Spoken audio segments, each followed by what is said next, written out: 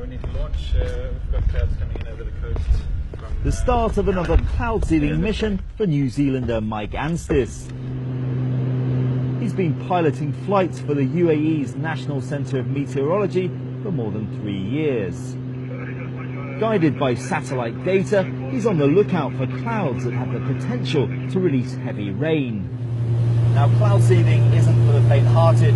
Pilots like Mike here have to fly towards turbulent cumuloform clouds.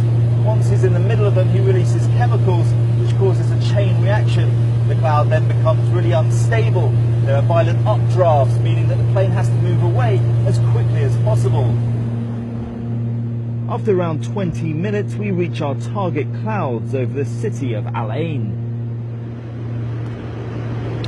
A flick of the switch and Mike ignites 2 chemical flares.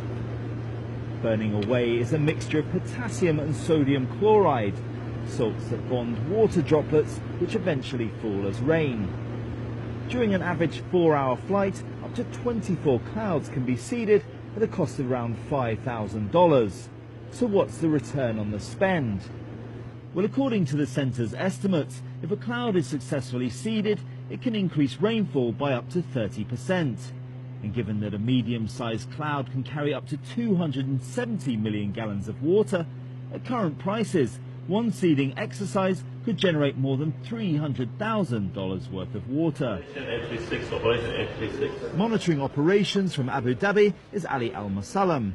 He says although there are empirical examples of cloud seeding's benefits, more research needs to be carried out into its effectiveness. We have a lot of farms here, and we are proceeding this cloud seeding over the farms also if possible, so we get a lot of rain over the farms. And also we're increasing the water level in the dams, but we need more time for the researchers to prove the increasing in the water. Now, some people are concerned that this is actually bad for the environment. Is that true? A lot of people saying we are producing strong winds, we are changing the climate, but actually, if you ask the scientists, they will say that the climate change is coming by itself, or it needs nuclear bombs to change this climate for a short period. So our project is using natural source, so it's actually doing nothing for the climate, but it's increasing